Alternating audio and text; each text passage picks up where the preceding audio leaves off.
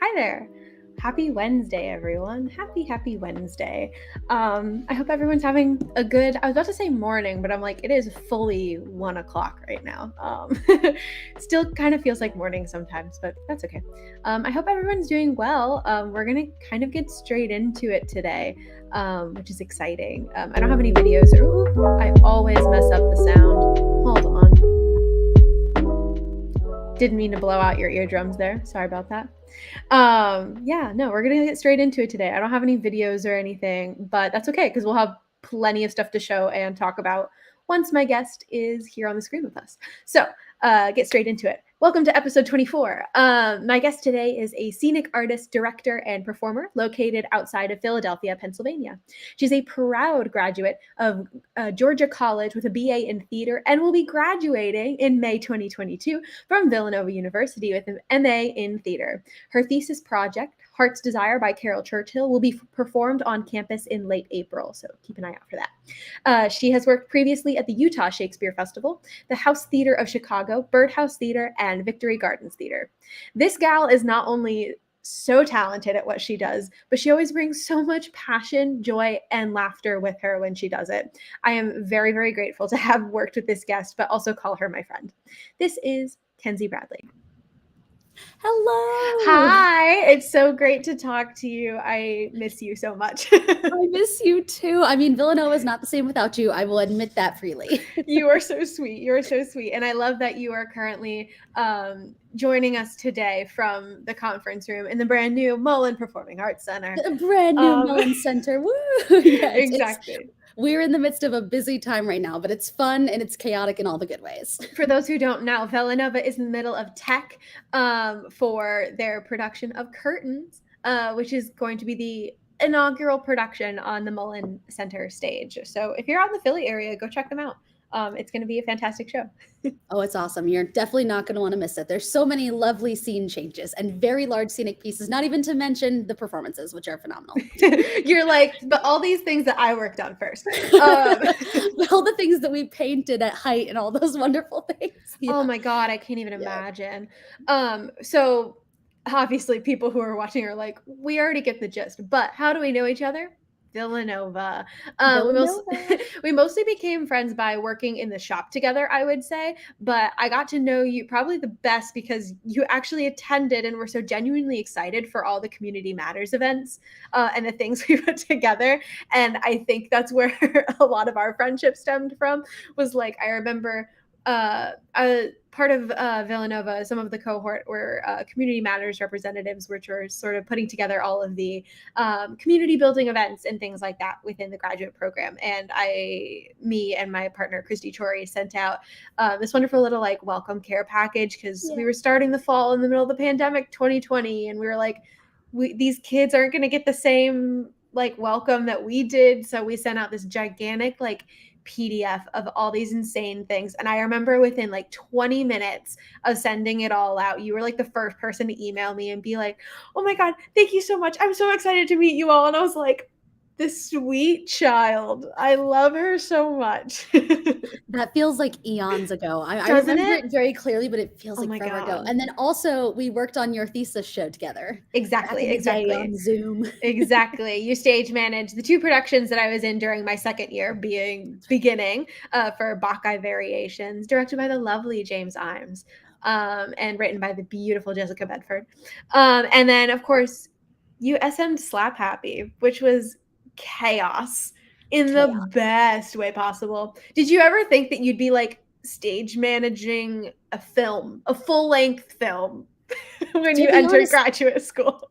To be honest, I didn't think I would be stage managing again, like ever, period, outside of all of that. And it's not because I don't love stage managing. Like, don't get me wrong, I love it. But when I came to Villanova, I was very much on a like, I want to direct, I want to act, and I want to do scenic art. And that's what I'm going to do. And then they're like, surprise, you have a requirement to do. And you're like, okay, here we go. I was like, I'm gonna go for it. And that's exactly what happened. Is I was like, first of all, didn't expect it to be a film.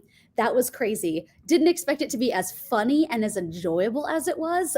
That was off the charts. So it's like one of my favorite experiences of my first year. Like, it's a blast. Crazy. Like how often do you get to create a full-length mockumentary film? Just like in general. Never. It's so much fun. Oh my God. Also the length of a Marvel film as well, like a 2.5 hour film. Yeah, no, like fully. Oh God. I still want to see the Dr. Valerie Joyce cut, which was like 5 hours. Like 5 hours or something. Yeah, I think it was a 5 hour cut. I'm really curious about that one. Me too. But yeah. Oh, I love her and I miss her. But anyway, getting to the actual like interview part of this episode today. Kenzie, how did you first get started in theater? Oh my gosh. I hope it's not a cop-out to say that I've been doing it ever since I was a kid, but I have a story with it this time. Truly. That's fine. That's fine. My mom went to Central Michigan University, which was the school that I went to first before I transferred.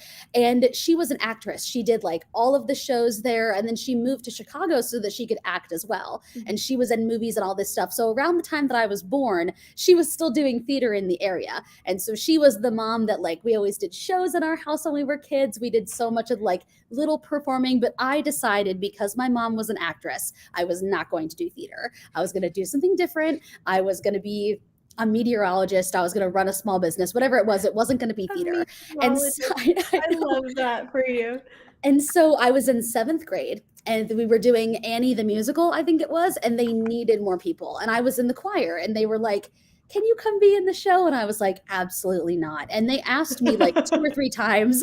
I said no every time. And so I didn't end up being in the show. And I went to see it, and the like fear of missing out that I had from being in the audience and seeing this performance, I was like, you know, me and my 10-year-old brain maybe was like, this is the biggest mistake of my life to not have done Annie Jr. on this stage. And I decided that I was going to abandon my thing of like, I hate theater, and I was going to do it, and I was going to be an actor. And that's what happened. The next year I did like Bugsy Malone Jr. and it was like enough for me to be like, theater for life. And that's how I became a theater artist. I love that. It's so funny because you and I have similar situations, and we both had theater parents.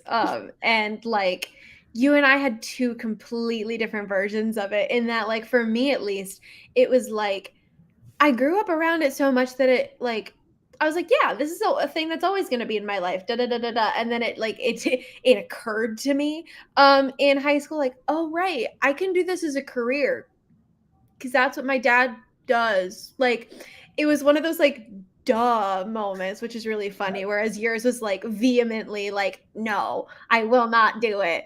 I will never perform. It was so like I was so passionate about it for being 10 years old. The, Like f- I should have known. the FOMO you experience at 10 years old going, oh no, what have I done? I've made a terrible mistake. And I literally rethought every decision in that moment. I was like, I should have been doing this In for your a long short 10 time. years, in your short Oh, 10 yeah. years. That little Um, decade. I love that. Out of curiosity then, what was like your overture or light bulb moment of like, oh, but like this is what I want to do with my life?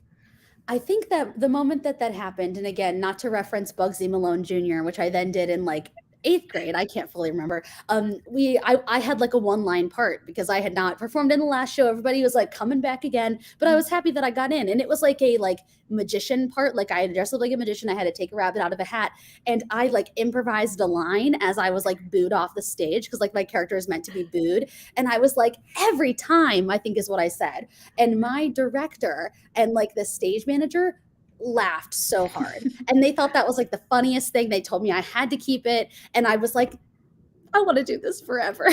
Like I could just say stuff and make people laugh, like sure. So I'd say that was the moment where I was like, yes, theater. And then I like kept searching for those moments as I went into like high school and college, and I still find them, but that was the spark for me, if you will.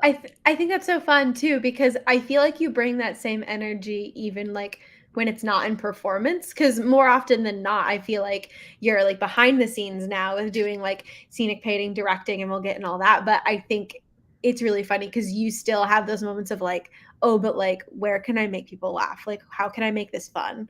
And I think that's really cool then to like see that outside of like or off stage in a sense, if that makes sense. No, Um, absolutely. And I definitely still search for them. And that's very kind of you to say that. absolutely. And you do so many things. So It's insane. So I'm gonna try and order these from like your biggest hats or like your biggest hats currently to like your smaller hats, and we'll just like go through them. So first, directing. We'll talk about this more in relation to your thesis, mhm. but you actually directed my 10-minute play. I did. Oh my gosh. And we did that over Zoom, and then it Mhm. was like broadcast on YouTube. That Yeah. was such a fun experience. First of all, Laura wrote the most hilarious play, Garlic on the Side, Please. You can still see this on the Villanova YouTube. So I strongly encourage you Honestly, to I go think watch it. I'll probably like after this, I'll go link it to the like the Perfect. into the description below. Perfect. It was this super awesome 10-minute play. And like, I pulled some people from the company that I currently work with, Cloud Theatrics, and I had one actor from Florida, and then I had one Mhm. actor from California. So literally opposite, and me and Laura are like in the middle, like, hey, across the continental US. And so it was a great time. Oh, it was such a funny play. You It's gotta watch it. Like iconic. it's so It's good. great. I've made some edits here and there, so just like small ones, nothing crazy, Sure. but so I'll have to send that to you at some point. Maybe Maybe we we'll can make get it you to in person. yeah, Yeah. I'm like, maybe we can direct it again sometime. Um, what was I gonna say? Oh, here we go. I'm out of curiosity. I was able to attend like a few of those rehearsals, but for the most part, I stepped back. That way, Mhm. you could do your thing and all that good stuff. Because it was this virtual play festival that Villanova Theater did as part of like our studio show. So like it was kind of like a random one-off thing, but I wanted to make sure that you had your space to put it together and all that fun stuff. But do you have any particular like approaches or beliefs about directing? I have a couple of core ones. So first of all, I am like deeply grounded in the reason that theater is important to me is because Mhm. like theater for social change and how theater can be used to change the world in many various forms. I really feel like that comes from like living in Chicago, where Yeah. like a lot of the theater that I saw in my high school years was like devised stuff made by like young adults who are like gun violence in the city is out of hand. And I saw so many like performances that were people responding to things that were happening in the world. I was involved in companies that were like how do we find the things to respond to? How do we choose? And so I really got like stuck on that. So I think that theater for social change can be used in several different ways. I think it can be used as a call to action. It can be used as a response. It can be used as an escape from really terrible things that are happening. Like if you need that like breather, I think that's also where like the heart of some comedies can lie. So that's probably my most fundamental belief about theater. And I had to write a manifesto in undergrad, and I did like a 20-page manifesto about theater for social change. So that, but then also I believe that like rehearsal is a revision process. That's something that we're constantly taught at Villanova, is that rehearsal is a revision process. It should never be perfect. It should continue to be revised. And what you put on the stage is just another revision that could be revised further, could not be, all those things like that. So I've really taken that core value to heart, and I try and institute that into my rehearsal process at any given point.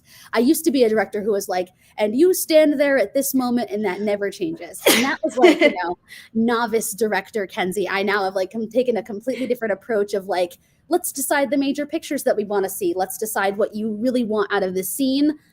Give it a try with what's on stage for you. I love doing viewpoints work, like definitely like having, what are the 20 different ways that you can sit in this chair in front of you? Right. So those are some of my biggest approaches to directing. It's so funny that you like mention like the, like, oh, like you stand here, because I think that's a place where every director starts. Oh yeah. And I think that's really interesting, because some people take a very long time to like get out of it. Whereas like when I first started doing directing work, that's where I was. And it was mostly out of an insecurity that I'm like, I want this to look good, as opposed to like giving my actors the freedom and the chance to do it and like show their stuff. And it's really interesting, because I think that's something that good and great directors grow out of.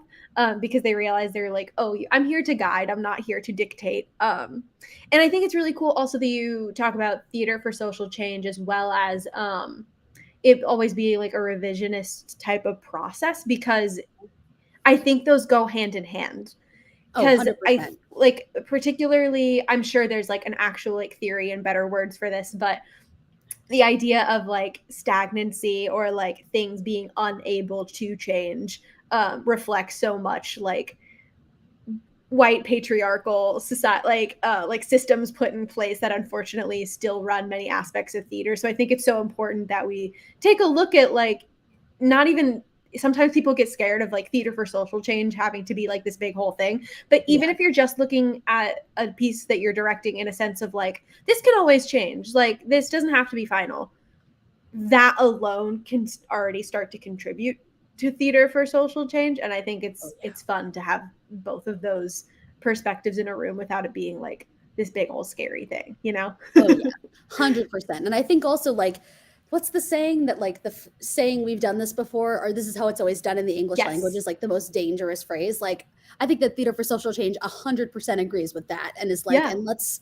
try it again, try it again, try it again. What are the ways that we can take this piece from the 1900s or the 1600s or BC, if we're talking about the Greeks, and bring that to our current time? I think that is like a core foundation. So I agree with you, is what I'm saying. Totally. And I was telling you earlier, we're just going to keep going back and forth between your website, because it's a great way of showing what the things we're talking about. And I wanted to show a clip from a scene that you've directed on your website, because you're a gem and you have all these clips of all these things you've directed. And I'm like, yes, queen.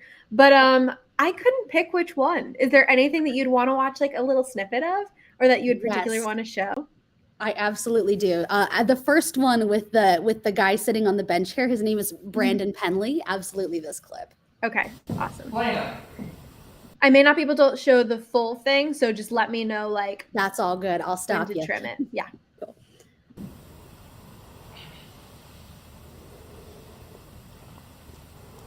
A lot of what I'm about to tell you will only make sense if, when I say something ridiculous, you say to yourself, remember, it was the 90s, a great decade for the American cinema, and Billy Joe Armstrong, but for the rest of us, let's just say we all very happily threw away those pants.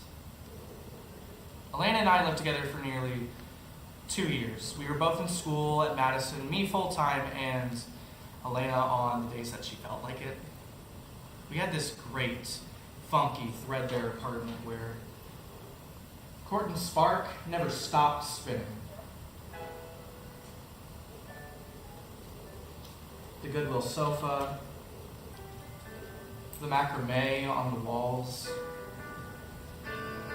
the bricks and boards holding up our books, my Kerouac and Vonnegut and Tom Wolfe Hurd, Betty Friedan and Ron McEwen and Carlos Castaneda. On our milk crate coffee table, we have the obligatory copies of The Notebook and Bridget Jones's Diary, which I wish we could say we own in some kind of ironic way, but there was no irony here. We had notes written in the margins, sentences were underlined, pages bent in remembrance. That's probably a good spot. We had all of these things. Awesome. In our Gosh. That's so fun. That's so fun. So the piece that was actually my undergraduate capstone done at Georgia College. The actor was Brandon Penley, and it was Shooting Star by Stephen Dietz.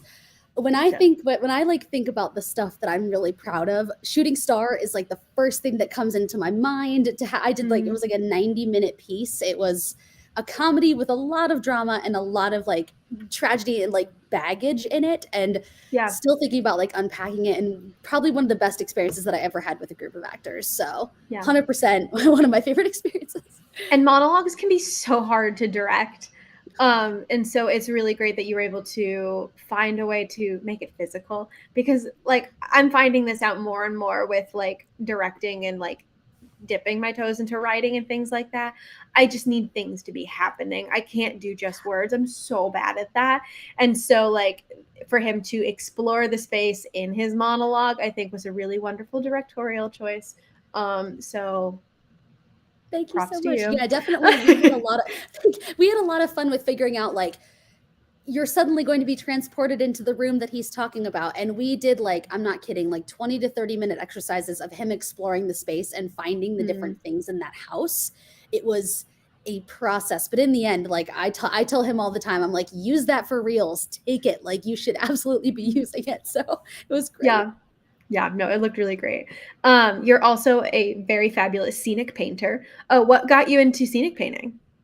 I had never even known what scenic painting was until my junior year of undergrad. I had just transferred schools, and that's when I was at Georgia College. And I had just like, there was an elective course that was like, here's how to paint scenery, here's how to do some fake finishes. And I was like, I have an extra class that I need to take. I never get to paint. I used to paint all the time as a kid. I'll paint now. And I took the course. And it was my favorite, like instantly, I want to say like class 3, the second week of school, it was my favorite class, just learning about the different textures and that like, there's really no limits to how scenic painting can be done. Like you can use a sponge, you can use joint compound. There's so many different elements of it that I was like, I want to keep doing this. And so I started taking independent studies in like my final year of school. And then I was like, but what if I look for jobs for it as well? And then I ended up having job opportunities as well. So like continuing to expand my knowledge with it was a huge part of what made me keep doing it. Yeah, like last summer you worked with Utah Shakes as a scenic painter, which I'm sure was insane because they do so many shows in one summer. They do 9 shows a summer. It's insane. So they have 3 separate spaces. They have the outdoor theater, which is like very much a replica of the Globe. Like they try to keep that aesthetic with it. So they have that one that's called the Engelstad Theater. They have the Randall Theater, which is like the indoor one, very like proscenium style. And then they have the Ains Theater, which is a black box. And they do 3 shows in each. So I got put on, I was a swing for all of them, but I essentially got put on one team. And I would work with them until another theater needed me. And then I would swap and then I would come back. And it was a whole thing. Oh my gosh, that's so fun. And in relation to scenic painting, we did have an Instagram question. This is in relation to, I think, one of the photos that you had sent in for posting your bio and pictures. So there's a photo of you drawing with a stick while standing up. Please give the context and why are you standing doing it? I got you. So essentially a lot of the scenic painting, especially if you're painting on like a drop, which like if you ever go to a ballet or you go to like the Nutcracker or anything like that, there's those huge paintings of the scenery on the back. And that is where scenic painting kind of originated. It grew into like fake finishes and stuff like that. But to do those, it is very tricky to constantly be bending down and like drawing from that perspective. It can hurt your back in the long run, and it's just kind of a dangerous practice. So scenic artists take bamboo sticks and they put charcoal on the end of bamboo sticks. They put brushes on the end of bamboo sticks, everything. And you have to teach yourself to paint it with a completely straight back and the bamboo stick pointing down and drawing it from that way. So essentially, it's an extension of your hand and an extension of the pencil in that way. However, However, it is not an easy skill to learn. It definitely takes a couple weeks of practice because, you know, when you're up close to something, it's super easy to get a crisp line. Like you can come in, it's super easy to draw what you want, but from so far away, you have to like keep a really steady hand. You have to concentrate, and it know took how much me pressure probably to use. know how much pressure, know to like that you're when you pick it up, your hand's not gonna like swing a little bit and you'll like add an extra mark. It took me, I want to say maybe 5 months to like get even close to mastering it. And even now I'll do something and then I'll pick the bamboo stick up and be like, oh, that Like, oh, just crap. swooped over there. So yeah, that's why I do it, but it's a safe practice to keep your back from like getting injured, because as a scenic, it is so easy to like get into the habit of doing something wrong for a really long time and then waking up really sore, not being able to do the same thing the next day. You have to like keep your body in the best, kind of like a performer. You have to keep your body in good place. You have to hydrate. Otherwise you just will, you'll hit your 30s and you're like, oh, my back. So, you know, yeah, that's what we do it for. Yeah. And of course we can talk about scenic painting all we want, but it's better if we show pictures. Absolutely. And it's so funny that you talk about like the bamboo, we're working with the bamboo stick, because I got a taste of that when we were doing Slap Happy, which I'm getting down here too. I got to find the picture of the I don't know what to even call it. The building. Like this big boy right here. Painting that was a trip and a half. Oh yeah, 100%. Because there are several ways in which you can like paint something, because you know you get a picture of something and the designer will be like, this is how you want it to be painted, and that's the elevation. But you can either project it onto a very large screen and trace it from that way, or you could do layout, which is what we did for this one. So you basically take the image and you break it into squares, and then you draw those squares on your huge canvas, and you like draw what is in each individual square. And Lora and I absolutely did some layout work on that piece. Yeah, I remember doing lots of work around these windows here with some of the shading, and again with that big bamboo stick, trying to get that super straight line and not like accidentally hitting another window and all this other stuff. So crazy stuff. But also in general, the scenic painting on Slap Happy was super fun. So fun. Like with the Harlequin squares, chef's kiss. So much taping out. So much taping, but it was so rewarding to pull like that string of tape up. Oh my gosh. Oh, yeah. And then like this broken up like Harlequin and painting on the Periactoy. Super fun. But let me show some of like probably the more crazy ones. So here is something that you like, some of the shows at Utah Shakes. So there's Pirates. And talk about bamboo work on Pirates, getting those individual floorboards on that set. Me and the team were like standing up there painting those straight lines forever. It was crazy. I'm sure. Well, and especially like even looking at the set here for Ragtime. I'm sure a similar situation. Are there other ones? Are there other ones, or favorites of yours that I should point out? I would definitely pop back up to Revolutionists, because that was just a crazy experience. There was so much painting in that one. The set was massive. We had like a thrust stage. So the floor itself, we did full pieces of like Luan, and then they were ripped up and like put into various paneling. So we painted the floor, but we weren't responsible for like how the aesthetics of the floor would look. That was really more of the scenic, that was more of the carpentry crew. But getting these walls was like insane. We had so many different like steps on that one. I think the walls, we had to repaint them. So it ended up being maybe a 10-step process if you count the repaint. So there was a lot that went into that one. Yeah, no, and the set looks amazing. Oh, there we go. There's the full set there with Miss Sherry showing it off. But what a great mentor she is. Like absolutely. I wouldn't be where I was without Sherry Giroux. She's been such a help to me. Yeah. No, some crazy good scenic art. And we can't talk about scenic art and Sherry Giroux if we don't talk about props. You've done props as well. Absolutely. It's so interesting to me that more often than not, and particularly like in Nova's shop, props and painting went together so often, which doesn't necessarily like, you wouldn't necessarily put them together, but I can imagine that's not always the case in other shops, but maybe I'm wrong. I think for the most part, that's true. I mean, like, I came in and I had to do an interview to apply for the position, and I had come in being like, I know so much about paint. I know very little about props. And Sherry was like, that's okay. We're gonna figure it out together. So like, because Sherry's had such a hand in both that like she's like 50-50 with her knowledge. It's insane Yeah. how much she knows. But really, I've actually spent most of my time at Villanova doing like paint work. However, that does not excuse the fact that I have definitely worked on some props. Yeah. We built a birthday cake for Slap Happy, and that involved like creating the layers. I think we used foam. There was a lot that went into There's that lots one. of crazy stuff. So much. And we have then for pictures of Beckett that, so no Bites, worries. we do have pictures of that. And then with Beckett Bites, we had to build a rocking chair, or like we had a base chair, but we had to make it rock, and we had to make it rock quietly because the director, with very good reasoning, was very particular on the type of chair he wanted, and we could not find one anywhere. We were able to find like a regular chair, but then I had to like hand sand the rockers. We had to like stain them perfectly.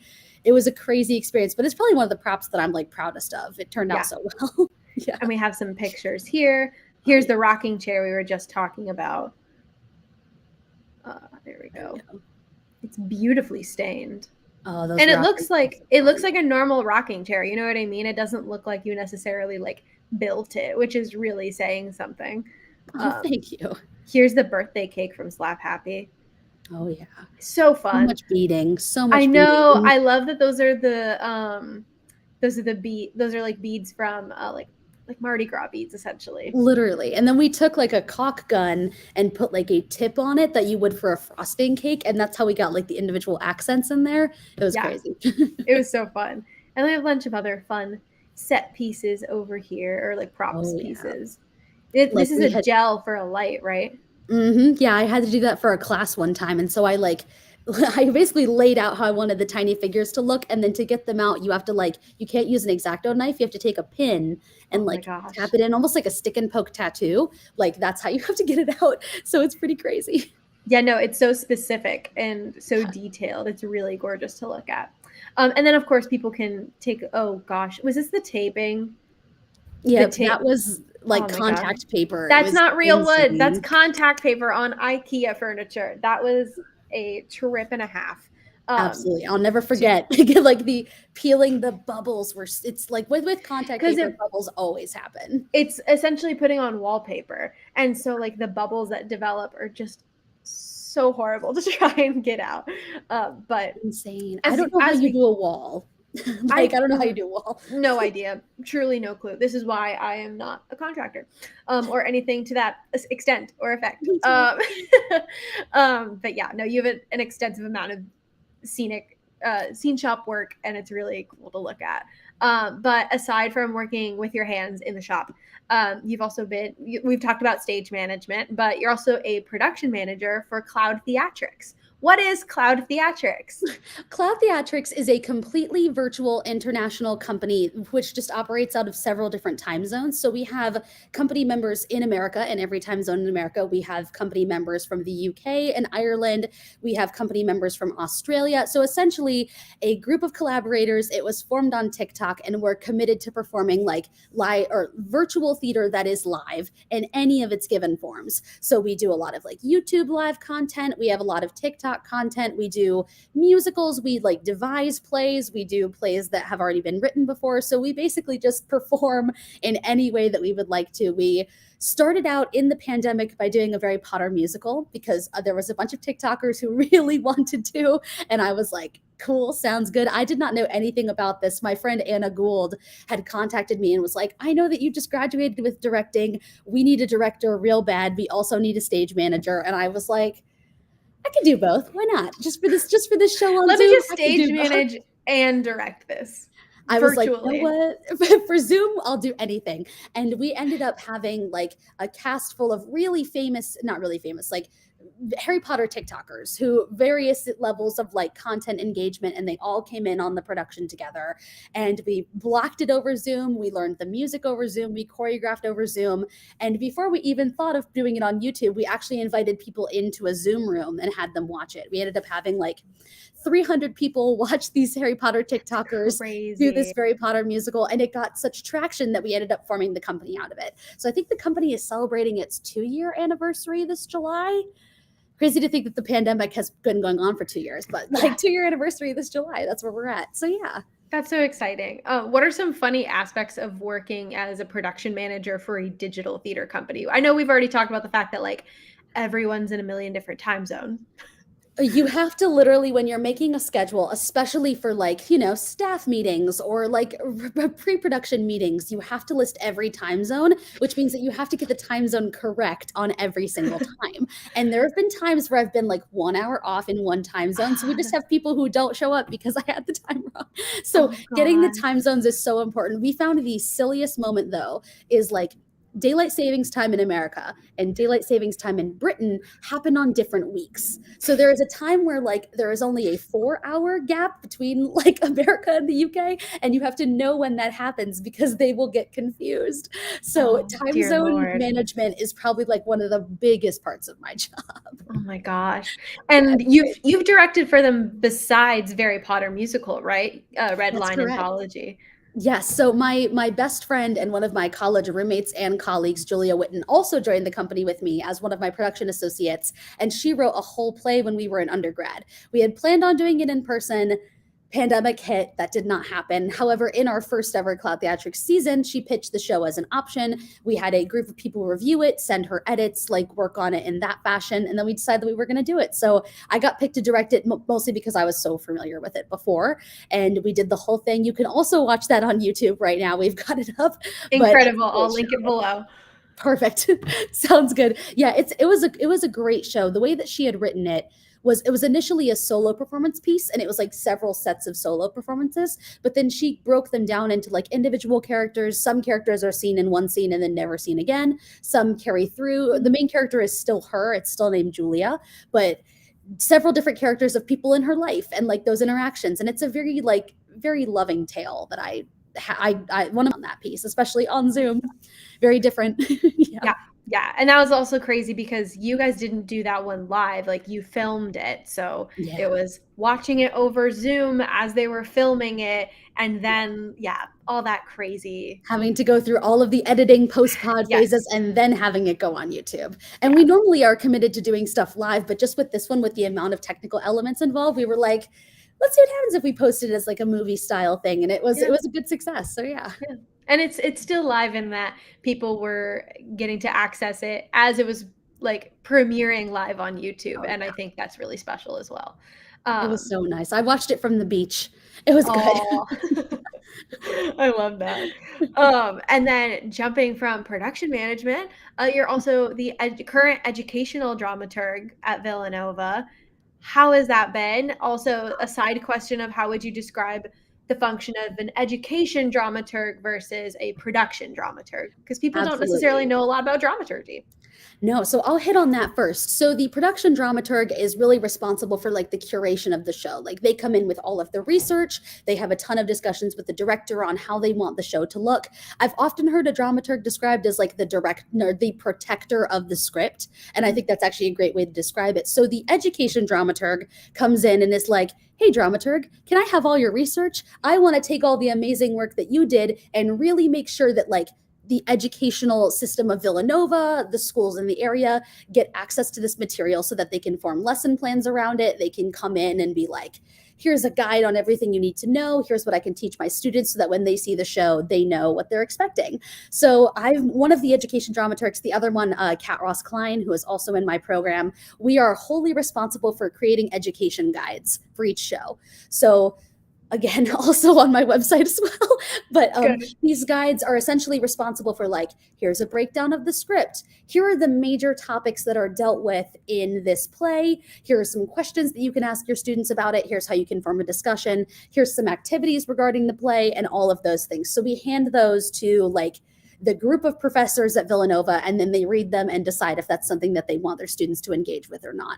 We often get a lot of the like identity courses coming in because so much of theater is about your identity and your response to things that are happening around you. So we have a lot of people who come in and do that. We also then go into classrooms with our own activities, help lead discussions. We'll come in either before a show, after a show, sometimes both, and really gauge the students' responses to the performance, which is helpful for Villanova as well, just like so that they know what their response to the shows are and what discussions are created from them, but also for the teachers as well, in case they didn't quite understand something or like they need help guiding this discussion, and we're trained in that. So we get to come in and we get to do it. So yeah, it's a great experience. It's such a cool program too. And I think it's something that should be utilized more. I mean, dramaturgy as a whole needs to be utilized more, but also educational dramaturgy, so that you can figure out those kinds of responses from audiences, develop discussions, all that good stuff. How has the position been this year? How's it going? It's been busy. It's been a lot of fun, and it really just depends on the type of show that we're doing. So like the first show of Villanova's season was White by James Imes, and that gained a ton of traction. Like we were going into classrooms with different activities, working with the production dramaturg on like, what activities would you like brought into the classrooms and stuff like that. So we had a ton of traction around that. And then we did other shows like Beckett Bites, which did have traction, but like a different kind of traction. Like for White, it was more responding to the issues that the play brought in, and Beckett Bites was more of like what just happened in the script, and like how can we and like how can Samuel Beckett's like what Samuel Beckett's like, here's some things, and you're like, what did I just watch? So a lot of it was like decoding Beckett's language. So it's really a different task depending on which show you're working on. So like with Curtains is a murder mystery. So we've been talking a lot about like golden age musicals and like murder mystery and how it's been used. And also there's a lot of like period stuff in it, in terms of like the costuming is very specific to a time period. So we've been focusing a lot on that, focusing a lot on parody. Like the role. A lot of parody. So all of our guides have been really centered around that. So it really just is like a game of chance on which play you get and how you want to handle it and how your dramaturg handles it. So yeah, it's been good. It's just various levels of busy depending on what you're doing. Understandably so, because they could all demand a completely different amounts of commitment, be it like in different classrooms on campus or otherwise. So that's really cool, and I'm really glad to hear that there's been so much traction with the plays this season, because that's super, super exciting. And speaking of Beckett Bites, you performed this year. You were in Beckett Bites at Villanova. How was it to work on short Beckett plays? Because oh my gosh, they are very demanding. And for those who maybe aren't as familiar with Samuel Beckett, he's very, I hesitate to say, absurdist in many ways. I'm like, I know that I'm going to be making some professor mad and being like, no, it's this genre. But no, Samuel Beckett is a lot and very demanding of a performer. So I'm curious, what was your experience working on that? I have to say that it was an overwhelmingly positive experience. Like I did come in a little afraid, because I was in two of them. I was in Come and Go, which is like a total 30-word play. It is very short. The memorization demands were not like crazy. And then on the opposite side of the spectrum, I was in Play, which was another 3-person play. However, the demands were very large. There was a lot of language. Sometimes it didn't always follow right. The order, like there was no particular order of operations in terms of like what was said and when was said. It's not like a conversation that you could follow. You were kind of telling your own story at various chunks throughout the play. So there was a lot of like, there was a lot of demand for that one, more than I would say for Come and Go, because you could follow the plot of that one. There was a plot in Play, but it's like very hard to follow. So I started like straight off the bat memorizing. Like first week I was like, you're going to learn what you're saying and you're going to say it and you're going to memorize it, and you have to do it fast, because we had like a 3-week turnaround for that one. It was short and there was a lot that went into it. But the director, Ed Sobel, was like so helpful in making us understand what was said, why we're saying it, why we're here, what we want. And that was like, the rehearsal room itself was so nice. I don't think I've been in a rehearsal room quite like that before, especially where we all came in, no idea what we were saying. And by the time we left, we understood it so much, and like felt like we had this like special bond in the way that we understood it, that we were excited to bring to an audience, but also knew that it was going to be hit or miss depending on, what resonated with some people and what didn't resonate with people. So it was probably like, I feel like I'm always saying one of my favorite experiences, but it really was, in that like I hadn't performed in a long time. Like I think it had been 3 years since I had done something on a stage, and to hop right in with Beckett was not an easy task, but like the help of the director and the help of the dramaturg, Chelsea Dramel, she came in with such like here's some background and here's what can help you, and having her in the room like made everything so much easier for all of us that I would want to do more Beckett, which a lot of people won't say, but yeah, I'm like, that's a big sentence right there. That's a big sentence. Absolutely. It's crazy. Well, and I know that you joke that you're like, I know I say this about everything that I do, but I think that's like in terms of enjoying all these experiences, but like that's also just like you as a human and the love that you bring into the room. And I think that's so special. And I hope, like, obviously, I hope everyone gets to work with you and get to experience that. But like, it's so fun to see the joy and passion you bring into all these projects, because I'm a firm believer of like what you put into it is often what you'll get out of it as well. Obviously that's not always the case. The exception proves the rule, but I think all of these that you're talking about is definitely that, is you putting in all this joy and excitement and being like, I don't know if this is going to work, but it's going to be fun. But we're going to try. It's like throwing paint at a wall. Exactly. And it's so fun to see, to watch you reap those rewards too. Yeah. And then of course, upcoming is your directing thesis. Whew. Yes. Heart's Desire by Carol Churchill, who is also a very demanding playwright. In her own right. So how did you end up choosing Carol Churchill? So really, I had come to my advisor with like 7 different plays, and I only had one that was Carol Churchill. The rest of them were all very like based in realism or based in comedic realism. I came in with a couple goals. Villanova only allows you to do 45-minute pieces for your thesis. And I was like, well, I don't want to do a cutting. That's not really what my goal is like on how to craft something. I wanted to have a full something, and I wanted to work within the parameters of what that was. And so I had come in with like, maybe I'd do a night of 2 short plays. Maybe I'd do a night of like this one piece. And my advisor was like, these are great. I think you could push it further. And he was like, I want you to keep looking at some Carol Churchill. I was like, oh no. You're like, I don't know. I'm like, ugh. And I love Carol Churchill. And also like the way that I find her almost more accessible Beckettian style. Like you can watch it in a way that you can watch a Beckett play and still pull things from it that you might not grab from a Beckett play. And so I wasn't opposed to it. And I started doing more research. I looked at Far Away by Carol Churchill, and I came to my advisor with that. And he was like, well, how are you going to handle the parade of 1,000 hats that's in that play? And I was like, oh no. And he said, like, here's 5.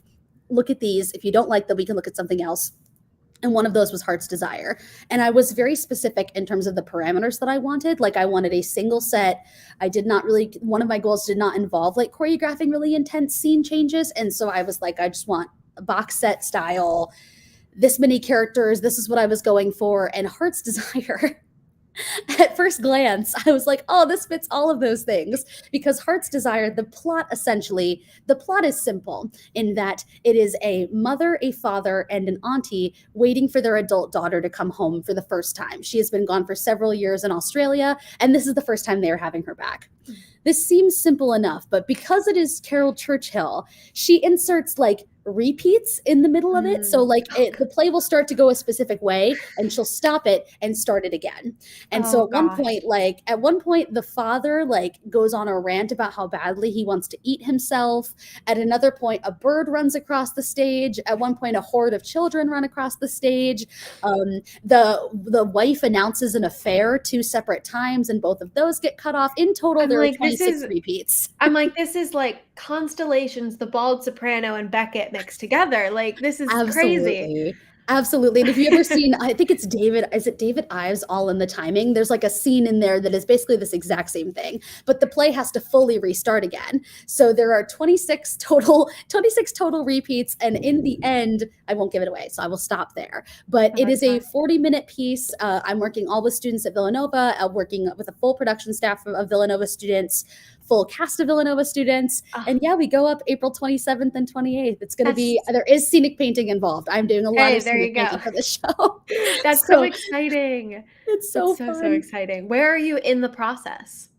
So we have finished table work, and we're about 1.5 weeks into blocking. We have this week off because of tech at Villanova right now is kind of crazy. But I think we're finishing up the blocking phase next week, moving into like cleanup work, moving into like incorporating some of the larger elements. Like, again, we have an amazing person here, JB Schwab, making the bird puppet.